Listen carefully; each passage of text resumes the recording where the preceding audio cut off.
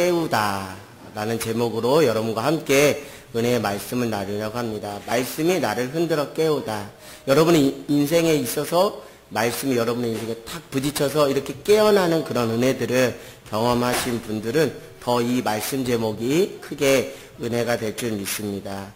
우리 한국의 그 북한 땅에 당시 평양에 그 제너럴 셔먼호를 타고 복음을 전하기에 배탄 선교사의 이름이 있습니다. 여러분 다 아시는 토마스 선교사님인데요. 그 토마스 선교사님이 그 한글 그 성경으로 번역된 그 쪽복음을 가지고 이제 평양에 내려가서 특별히 대동강에서 내려서 그 복음을 전하려고 했지만 그 복음을 전하기도 전에 그 병졸에게 잡혀서 순교하는 장면이 있습니다. 그 병졸의 이름이 박춘권이라는 병졸인데 그 병졸에게 잡혀간 거예요. 그래서 그 병졸에게 가면서도 끝까지 품에 무엇을 끼고 있었냐면 성경 한 권을 끼고 있었어요. 그러면서 그가 이제 죽이려고 그 토마스 선교사를 죽이려고 하자 그가 무엇을 건네기 시작했죠? 성경을 건네면서 예수님을 믿으라고 했다고 합니다. 그래서 그 박충건이라는 그 병졸이 그를 결국 토마스 선교사를 죽이면서 조금 남다른 그런 느낌을 받았다는 거예요. 죽음의 자리에서도 끝까지 자기가 뭔가 해야 할 분명 사명을 가지고 자기에게 이 성경을 주면서 예수님을 믿으라고 한 거예요. 그래서 좀 뭔가 그 심상치 않은 그 죽음 앞에 그가 토마스 선교사가 전해준 그 성경을 읽게 되었습니다. 결국 그는 그 성경을 읽고 나서 회개하고 결국 궁극적으로 나중에 안주교회라는 곳에 장로가 되었어요. 토마스 선교사가 지금 누구에게 성경을 전달했죠? 병졸인 박충권에게 그 성경을 전달했습니다. 근데 그 박충권의 조카 이영태라는 사람도 그 박충권을 통해서 예수님을 믿고 그 조카 이영태가 또 어떤 일을 했냐면 그 훗날 레이놀즈 선교사와 함께 한문으로 성경을 번역을 한 거예요. 그래서 그 성경을 번역하는 작업을 했는데 그 성경 한문으로 기록된 그 성경 3권을 누가 그것을 손에 넣게 됐냐면 12살 된 소년 최치량이라는 그 소년이 그 성경을 손에 넣은 거예요. 근데 후에 어떤 사실을 깨닫게 됐냐면은 그 성경이 그 당시에 무엇이었냐면 국가적으로 금서로 지정된 거예요. 그러니까 이것이 발각되면 자기가 고문을 받게 되니까 두려워서 자진 납세를 한 거예요. 자진 반납을 한 거예요. 누구에게 반납을 했냐면 박영식이라는 평양성 관리에게 그것을 자진 반납을 한 거예요. 그래서 이제 한문으로 기록된 성경 3권을 박영신이 그것을 받게 됐는데 서양에서 이렇게 기록돼서 온 그런 성경이다 보니까 책이다 보니까 재질이 참 좋은 거예요. 이 조선 땅에서는 차마 볼 수 없는 아주 고급진 재질이라서 이것을 그냥 버리기엔 너무 아까워서 이것을 어떻게 했냐면 이 벽에 그것을 붙여서 도배를 하기 시작한 거예요. 그러니까 지금 벽에 무엇이 다 붙어져 있는 거예요? 한문으로 기록된 성경이 다 이렇게 도배가 된 거예요. 그런데 호기심이 발동해서 박영식이라는 사람이 호기심이 발동해서 그 성경을 한번 읽어봤더니 심판이 있다는 거예요. 죽은 뒤에는 심판이 있는데 그 심판에서 구원을 받으려면 예수님을 믿으라는 그 메시지가 그 성경에 기록이 딱 돼 있는 거예요. 그걸 보면서 그가 예수님을 믿게 된 거예요. 그리고 또 그 박영식이라는 그 집에 이렇게 출입하던 최치량이라는 12살 소년도 그 집을 몇 번 왕래하다 보니까 결국 그 도배된 글을 읽다가 후에 어떤 일이 일어났냐면 그 예수를 믿게 된 거예요. 여러분 이 사건들이 결국 나중에는 어떻게 되냐면 그 널다리 교회라고 있거든요. 평양의 최초의 교회 널다리 교회. 근데 여러분 1907년에 평양 대부흥 운동이 일어났는데 그 부흥 운동의 전초기지가 된 교회 이름이 뭐죠? 장대현 교회인데 장대현 교회의 전신이 널다리 교회인 것입니다. 이 널다리 교회는 박영식의 집에서 이렇게 모여서 교회가 된 거예요. 자, 여러분 이 스토리를 보면 참 재밌습니다. 드라마틱하고 이건 하나님의 역사심입니다. 토마스 선교사를 통해서 누구에게 복음이 전해졌다고요? 박춘권에게 복음이 전달됐어요. 이 복음이 또 누구에게? 조카 이영태에게 전달되고 그 이영태가 선교사님과 그 한문 성경 번역 작업을 통해서 그 성경이 또 누구에게? 최치량에게 전달되고 또 최치량의 그 성경이 박영식이라는 분에게 또 전달됨으로 인해서 그곳에 무엇이? 교회가 세워지고 1907년 평양 대부흥운동의 밑거름이 되는 놀라운 역사가 있었습니다. 말씀이 지금 사람들을 통해서 움직이면서 어떤 일이 일어나면 무엇이 되고 있죠? 말씀이 사람을 흔들어 깨우는 거예요. 깨우면 깨울수록 믿는 자의 수가 더함으로 그곳에 무엇이 세워지는 거예요? 주님의 몸된 교회인 교회가 세워지는 거예요.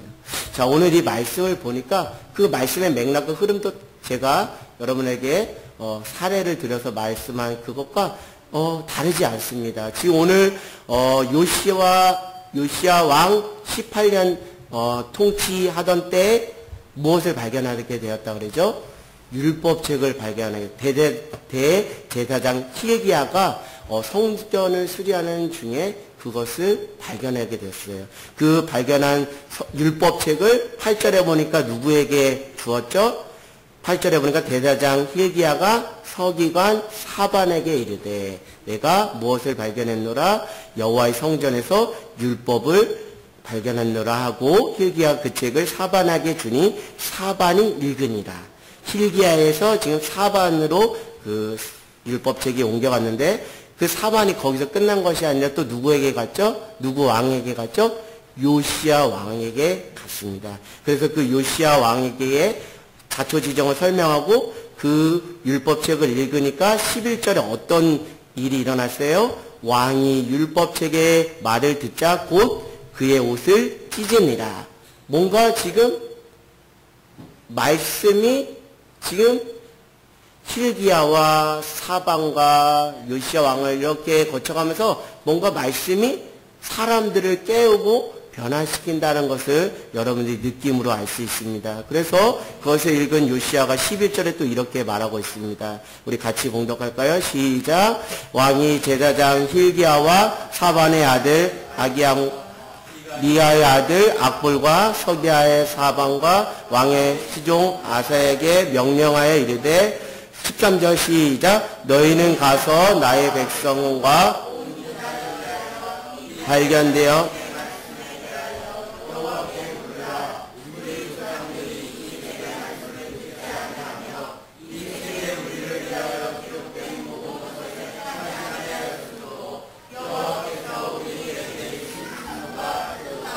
아멘. 지금 이 말씀이 지금 요시야 왕을 깨운 거예요. 요시야 왕을 흔들어 깨웠습니다. 근데 기독교 역사를 보면 성경 말씀이 사람을 흔들어 깨운 사례들이 많이 있어요.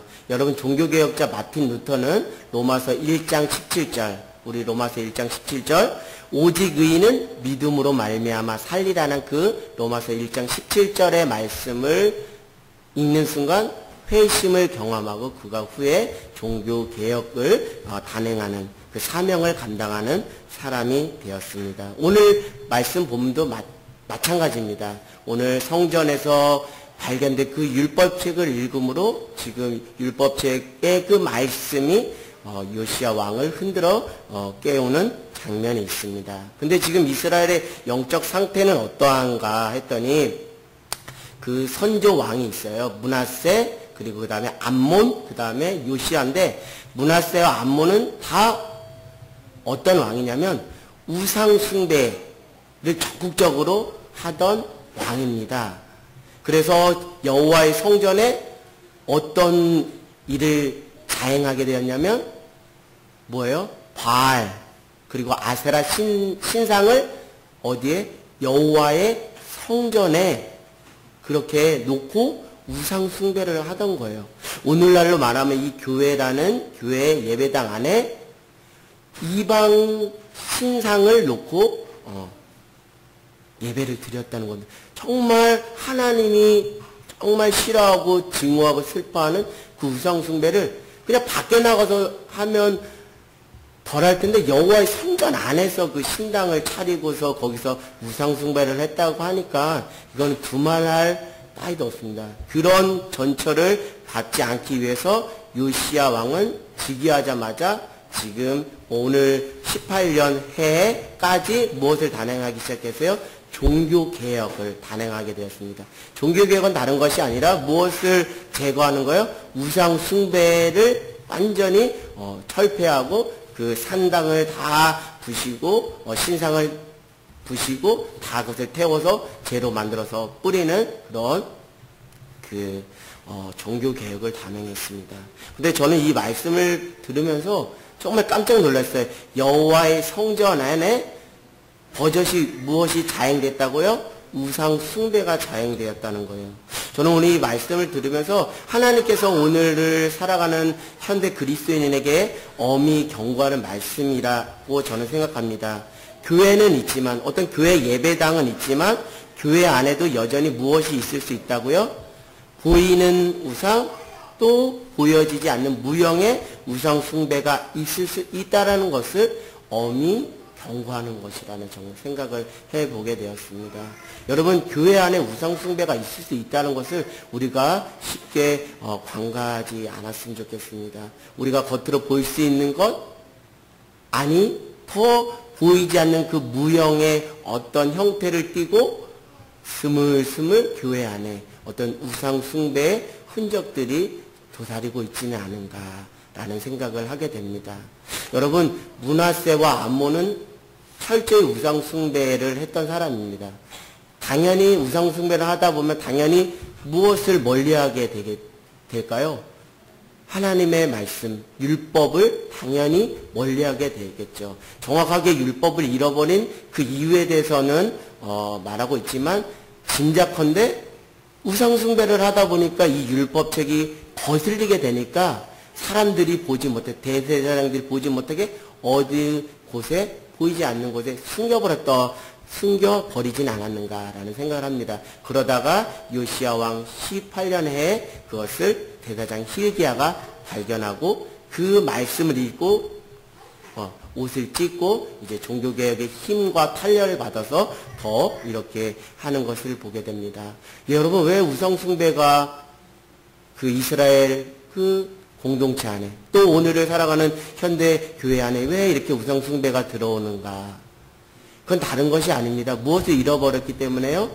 말씀을 율법책 오늘날 말하면 말씀을 잃어버렸다는 거예요. 말씀이 기준되지 않았기 때문에 교회 안에 우상숭배가 스물스물 들어올 수밖에 없다는 것이죠. 그 율법책은 모세 오경을 말하는 것입니다. 근데 더 안타까운 것은 지금 성전을 수리하는 중이라고 했잖아요. 성전을 수리하는데 성전을 수리하지 않고 지냈던 기간이 무려 250년이나 된다는 거예요. 요아스 왕 이후에 무려 250년 동안 성전이 허물어져 있음에도 불구하고 그것을 왕이 관심을 가지고 그것을 복원하지 못하고 비로소 요시야 왕에 돼서 250년 후에야 비로소 성전을 수리하는 정말 안타까운 일들이 벌어지고 있습니다. 여러분 말씀이 중심이 되지 않는 교회는 결국 겉으로 보여지든 아니면 무형의 형태든 우상 숭배를 자행하는 교회로 전락할 수 있는 위험성이 다분하다는 것을 깨닫는 저와 여러분 되기를 원합니다. 결국 교회의 본질은 무슨 터 위에 세워져야 된다고요? 주님께서 우리에게 주신 그 말씀의 터 위에서 우리가 굳건하게 세워질 때 정말 하나님인 것과 하나님 아닌 것들을 우리가 분별하고 하나님의 가치인 것과 하나님의 가치가 아닌 세상의 가치인 것을 분별할 수 있는 기준이 생기는 것이거든요. 저는 왜 우상숭배가 이렇게 팽배할까라는 생각을 합니다. 과연 오늘날 우리가 정말 뭐 다른 종교를 믿어서 그것이 우상숭배가 아니라 그것에만 그 개념을 국한시키는 것이 아니라 정말 하나님께서 엄밀히 우리에게 제거해야 될 그 우상숭배가 무엇인지 다시 우리 스스로를 성찰하고 점검해 보기를 원합니다.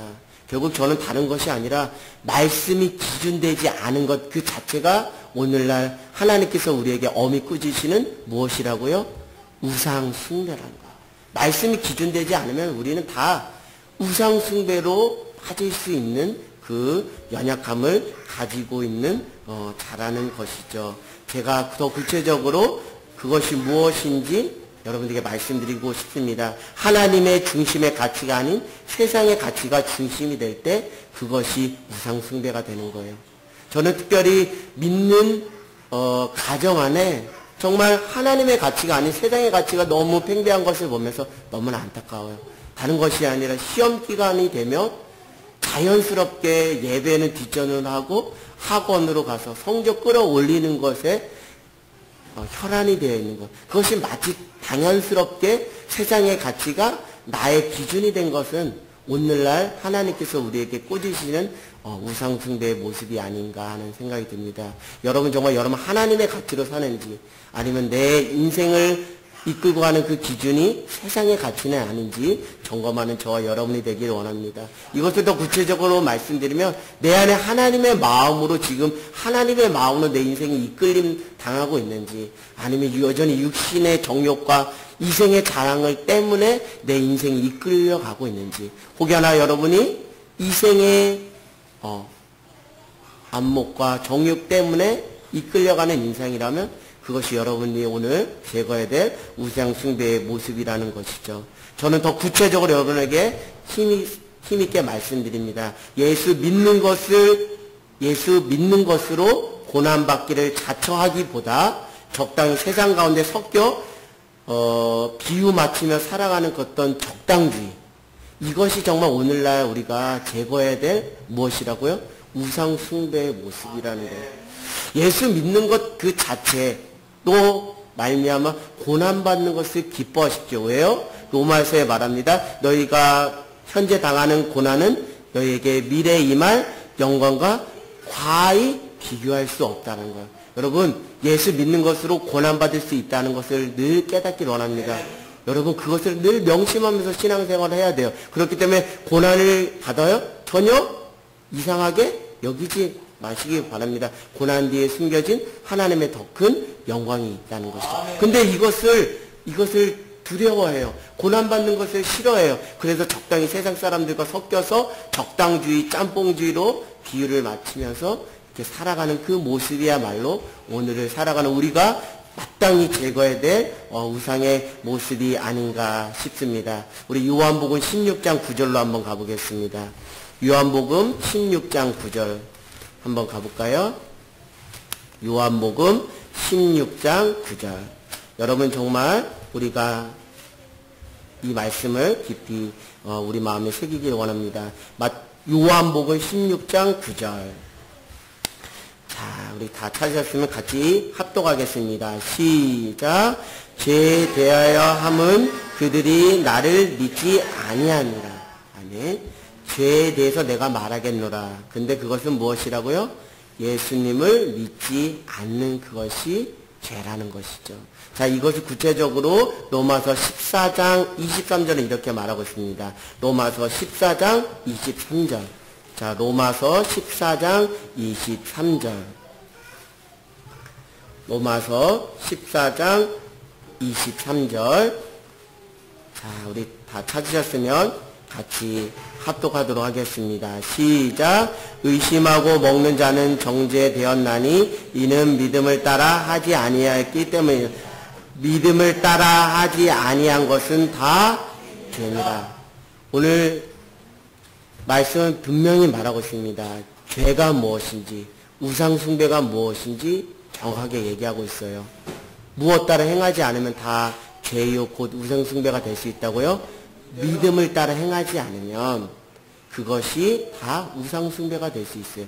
우리가 정말 어떤 상황 속에서도 하나님을 믿고 의지하는 그 믿음의 편을 택하는 것이 아니라 상황과 환경에 따라 우리가 그쪽을 택하는 이 모든 것들이 우리가 주님 앞에 깨트려야 될 우상숭배요, 죄의 모습이라는 것이죠. 우리가 많이 착각하며 사는 것 같아요. 우리가 어떤 윤리적으로, 도덕적으로 우리가 잘못을 저질러야 그것이 죄라고 생각합니다. 아니에요. 믿음으로 행하지 아니한 그것이 바로 무엇이라고요? 죄이며 우상 숭배라는 것을 깨닫는 저와 여러분 되기를 원합니다. 그렇기 때문에 오늘 하나님께서 사랑하는 아들아, 사랑하는 딸아, 지금 너의 상황에서 내가 할 것은 무엇을 드리는 것밖에 없어? 믿음을 드리는 것밖에 없어. 그것에 정면 승범의 믿음으로 도전하는 저와 여러분이 되기를 원합니다. 믿음으로 도전하지 않고 상황 따라가면 제2, 제3의 바알과 아세라 신상을 세우는 우상숭배가 될 수 있는 거예요. 이스라엘에 오직 하나님 한 분이면 충분한 거 아닙니까? 근데 하나님을 의지하고 하나님을 믿고 따르지 않고 상황에 따라 이번에는 좀 바알을 의지해야 내가 먹고 살 수 있을 것 같아. 이렇게 하다가 바알을 좀 따라가다가 이제는 내가 아세라 신을 좀 내가 따라야 돼. 아세라 신을 따르면 내가 먹고 살만할 것 같아. 이런 식으로 제2, 제3에 자꾸 무엇을 만들어가는 거예요? 우상숭배를. 무엇이 없기 때문에, 믿음이 없기 때문에, 하나님을 전적으로 신뢰하고 자신의 삶을 맡기지 않기 때문에 자꾸 제2, 제3에 자꾸 우상숭배의 요소들이 우리의 신앙 안에 자꾸 실현되는 것입니다. 그것이 현대인에게는 어떻게 나타나고 있어요? 이거잖아요, 이거. 돈. 머니잖아요, 솔직히 말로. 안 그렇습니까? 돈 따라가잖아요, 우리가. 상황 따라가잖아요, 우리가. 그거 다 믿음이 없어서 그러는 거예요. 여러분, 지금 하나님이 여러분의 상황 가운데 믿음을 보기를 원합니다. 믿음을 드리는 신실한 주님의 믿음의 자녀가 되기를 원합니다. 율법책이 발견되고 요시야는 더욱 종교개혁의 당위성을 깨닫고 박차를 가하기 시작했습니다. 18년째 비록 무엇을 발견하게 됐다고요? 율법책을 발견했다. 모세의 오경 말씀을 발견했다는 거예요. 요시야 왕이 므낫세와 암몬이 아주 극심한 우상숭배를 하다 보니까 그것에서 이제는 내가 철저하게 작별을 구하겠노라 하고 어떤 인간적인 결심과 그 결단을 가지고 그렇게 왔을 수 있습니다. 어떤 자기의 열정과 자기의 어떤 신념과 어떤 자기 경험과 지식을 가지고 절대 우상숭배는 하면 안 돼. 그러면서 우상숭배의 신상을 제거하고 불태우고 또 죄를 뿌리는 그런 열심으로 18년째 왔는데 그 18년째 비로소 무엇이 발견됐다고요? 말씀이 발견됐다. 율법책 모세 오경이 발견됐다는 거예요. 자, 우리가 세상을 변화시키려고 많이 애씁니다. 그래서 정치인들은 정치 분야에서 또 각계각층의 분야에서 자신이 맡은 은사에 따라서 세상을 더 좋은 세상을 변화시키고 또 사람을 좋은 쪽으로 인도하려고 부단히 애씁니다. 그러면서 자기의 경험과 자기의 열정과 자기의 지식을 의지하면서 그렇게 갑니다. 근데 결국 그것은 무엇이 있다고요? 미천이 바닥나는 한계가 있다는 거예요. 그런데 하나님의 은혜는 무엇이냐면 이렇게 자기 열정과 자기의 모험과 도전으로 18년을 종교개혁을 하며 왔던 요시야에게 하나님의 은혜로 무엇이 발견됐다고요? 대제사 회개하를 통해서 율법책이 발견됐다. 말씀이 발견됐다. 결국 이제는 무엇을 기준 삼아서 갈 수 있는 그 당위성이 생겼어요? 말씀을 통해서 종교개혁을 감행할 수 있는 당위성이 생긴 것이죠. 여러분, 세상을 변화시키고 사람을 변화시키고 교회를 온전히 세우고 또 영혼을 세울 수 있는 것은 결국 내 열심과 내 열정과 지식으로만 될 수 있는 것이 아니라 궁극적으로는 무엇이 우리의 인생 가운데 탁 하고 부딪힐 때 말씀이. 마틴 루터가 그런 종교적 행위와 열심을 들여서 의에 이를 수 있다 생각해서 육체의 고행을 자처했어요. 그러다가 결국 그것으로는 내가 의에 이를 수 없다는 것, 자기 한계를 깨닫고 로마서 1장 17절 오직 의인은 믿음으로 말미암아 살리라는 그 말씀이 그의 인생에 탁 하고 부딪힌 거예요. 결국 그가 그 말씀으로 변화를 받아 회심하고 담대하게 종교 개혁을 감행하는, 정말 부패한 카톨릭에 맞서 싸우는 그런 위대한 믿음의 선진이 되었다는 것이죠. 여러분, 말씀을 우리가 먹기를 원합니다. 말씀이 우리 안에 심겨질 때 우리 안에 내가 어떻게 살아야 되는지 그 기준과 내가 살아야 할 필요성과 당위성이 생기는 거예요. 내가 왜 살아야 되는지, 내가 어디로 가야 되는지, 내가 정말 지금 어디에 기준을 가지고 어디에 인생의 방점을 찍고 가는지 정말 거울이 필요하잖아요. 말씀의 거울을 가지고 갈 수 있도록 무엇이 빛이 되어주는 거예요? 말씀이 빛이 되는 거예요. 우리가 주일날 요한일서를 통해서 빛에 대해서 많이 말씀드렸습니다. 우리가 어둠 가운데 있을 때 어디로 가라고요? 빛 가운데 가요. 빛 그 자체는 누구신데? 예수 그리스도. 근데 그 예수 그리스도는 요한복음 보니까 어떻게 임하셨대? 말씀이 육신이 되어 우리 가운데 임하셨대. 결국 이 말씀 그 자체가 무엇이라고요? 예수 그리스도요. 이것이 무엇이라고요? 빛이라는 겁니다. 할렐루야. 이것이 우리 안에 임해야 된다는 거예요. 그래야 내가 온전히 변할 수 있는 거예요.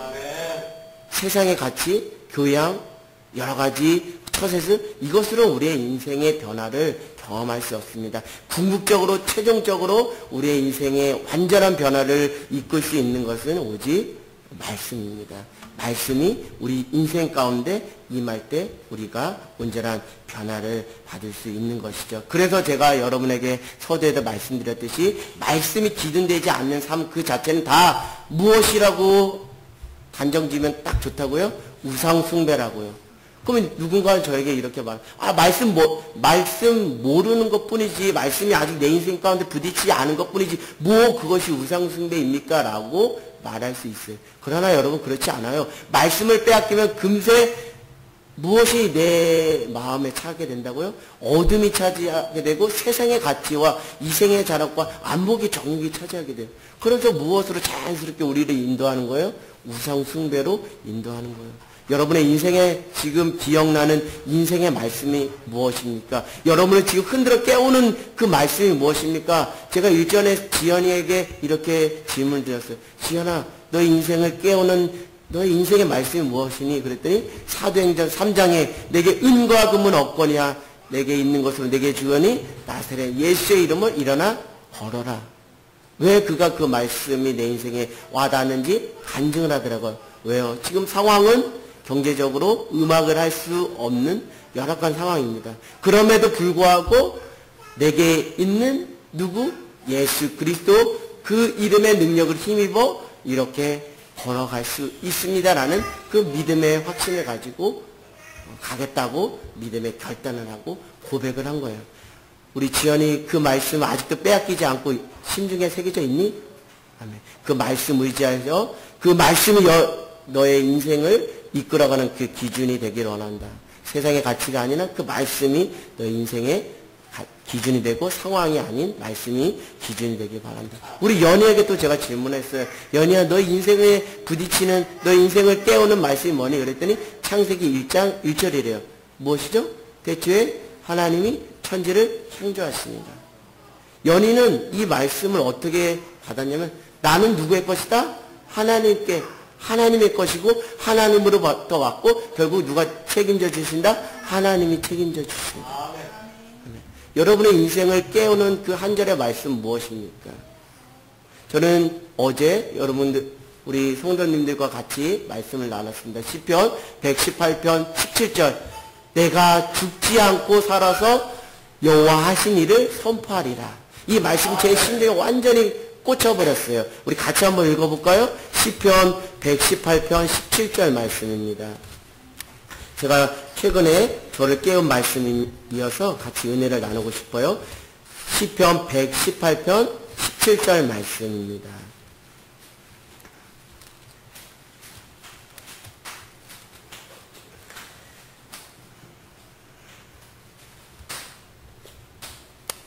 우리 같이 읽겠습니다. 시작. 내가 죽지 않고 살아서 여호와께서 하시는 일을 선포하리라. 아멘. 누군가가 저에게 물어요. 당신 왜 살아요? 뭐 때문에 살아요? 라고 말한다면 저는 오늘 이 말씀을 그에게 소개할 것입니다. 내가 죽지 않고 살아야 할 이유는 여호와께서 하신 일을 선포하기 위함입니다.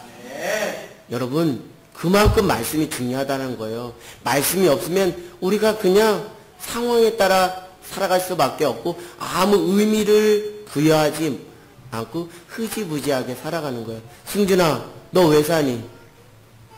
고등학교 올라가려고? 대학 가려고? 좋은 직장 얻으려고? 왜 가니? 왜 삽니까? 여러분을 통하신 하나님의 놀라운 뜻을 증거하기 위한 증인으로 하나님이 여러분을 부르신 줄 믿습니다. 날 때부터 소경된 자, 다른 사람들은 다 부모의 죄나 자기 죄 때문에 이렇게 눈 멀었다고 했어요. 그러나 예수님은 그렇게 얘기하지 않았습니다. 그 자를 통해서도 분명히 하나님이 하시고자 하는 일이 있다라고 했어요. 여러분, 이 말씀이 참 중요한 겁니다. 그래서 이 말씀, 많은 말씀을 알면 더 좋지만 한 절의 말씀이라도 여러분의 심중에 꽂히는 말씀이 있기를 원합니다. 그래서 그 말씀이 여러분을 깨우는 귀한 그 인생의 말씀, 그래서 그 말씀으로 변화를 받는 귀한 은혜가 있기를 원합니다. 여러분, 근데 저는 여러분에게 또 몇 가지 당부 말씀드리고 싶어요. 그러면 목사님 말씀 많이 읽으면 그 지식적으로 풍성해지면 내 인생이 변화되겠네요 라고 말씀할 수 있겠지만 저는 그렇게 말하고 싶지 않아요. 말씀 지식적으로 많이 아는 것은 중요하지 않습니다. 여러분, 말씀과 기도를 우리가 해야 되죠. 그렇죠? 신앙의 기본은 말씀과 기도예요. 근데 여러분, 말씀과 기도가 우리 신앙의 본질인데 이것이 열매에 맺어야 되거든요. 어떤 열매로 날마다 우리 인생 가운데 열매가 맺혀져야 되냐면 여러분이 볼펜 있는 분은 잘 적어서 기록하시면 좋겠습니다. 첫째, 회개 열매가 있어야 돼요. 여러분, 말씀을 읽으면서 이것을 지식적으로 받는 것에만 만족하지 말고 나 자신을 날마다 쳐서 복종하는 회개의 말씀으로 회개의 열매가 될 때 이 말씀을 많이 하는 것이 변질이 되지 않고 자기 이유와 교만이 되지 않고 나를 변화시키고 영혼을 깨울 수 있는 놀라운 은혜가 되는 것이죠. 두 번째, 무슨 열매를 맺어야 되냐? 성령의 열매를 맺어야 돼요. 갈라디아서 5장에 성령의 9가지 열매를 말하고 있습니다. 여러분이 말씀을 읽고 기도하면서 성품의 변화를 경험하셔야 돼요. 그래야지 그것이 올바른 방향으로 가는 것입니다. 결국 우리가 이 말씀과 기도를 통해 누구 닮기를? 예수 닮기를. 그렇지 않으면 자칫 잘못하면 말씀을 많이 읽은 것, 기도 많이 한 이 모든 어떤 겉으로 보여지는 이 형식이 또 하나의 무엇이 될 수 있다고요? 우상 숭배가 될 수 있는 거예요. 왜요? 하나님의 능력을 더 의지하는 것이 아니라 내가 성경 말씀 많이 읽었으니까 이거 더 의지하고 내가 기도 많이 했으니까 이거 더 의지하는 거예요. 이게 자칫 무엇이 될 수 있다? 우상 숭배가 될 수 있어요. 여러분, 신앙은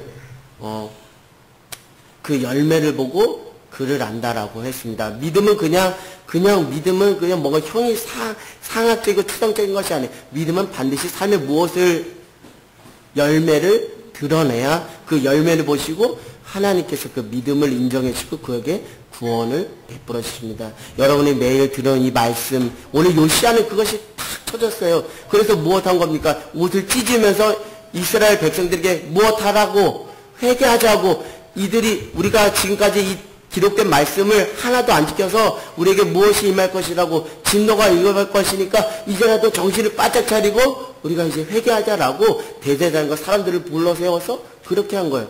오늘 지금 말씀을 통해 회개의 열매가 맺혀진 것입니다. 여러분 말씀을 통해서 최근 정말 마음의 찔림과 마음의 어떤 영적 번뇌와 갈등, 그런 것들 경험해 보신 적 있어요? 그런 것들이 있어야 돼요. 그래야 그것이 비로소 진정한 의미에서 말씀이 나를 흔들어 깨우는 말씀이 되는 것입니다. 설교 여러분 그냥 왔다 그냥 가지 마시고 이 설교를 통해서 여러분에게 전해진 이 말씀이 나를 흔들어 깨우는 거예요. 내가 믿음이 부족했어. 내가 환경을 따라갔어. 내가 하나님을 전적으로 신뢰하지 않았어. 이제 믿음으로 살 거야 라고 결단은 그런 말씀으로 그 예배의 자리 가운데 나아갈 때 이 설교의 자리, 이 말씀의 자리가 그냥 밑빠진 독에 물 붓는 것이 아니라 여러분의 영혼을 살리고 여러분을 결국 구원의 길로 인도하고 여러분의 성품을 예수 닮는 성품으로 변화를 시키는 것이죠. 여러분 결국 우리가 목사님이 이전에 말씀드렸듯이만 여러분이 말씀을 받는 가장 아주 겸손하고 올바른 태도는 다른 것이 아니에요. 예수님이 항상 말씀하세요. 회개하고 복음을 믿으라. 복음을 받으라. 회개하라. 천국이 가까이 왔느니라.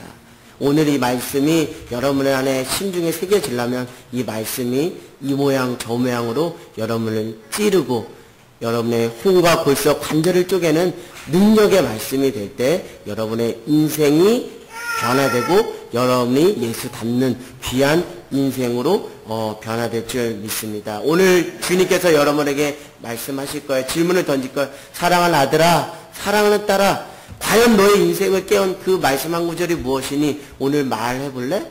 말해볼래? 라고 할 거예요. 여러분 그 하나님의 그 질문 앞에 정말 정직하게 답변하길 원합니다. 혹여나 그 말씀이 없다면 또 잃어버렸다면 오늘 기도함으로 그 말씀, 나를 흔들어 깨우는 그 인생의 말씀을 다시 회복하는 저와 여러분 모두가 되기를 주님의 이름으로 간절히 소망합니다.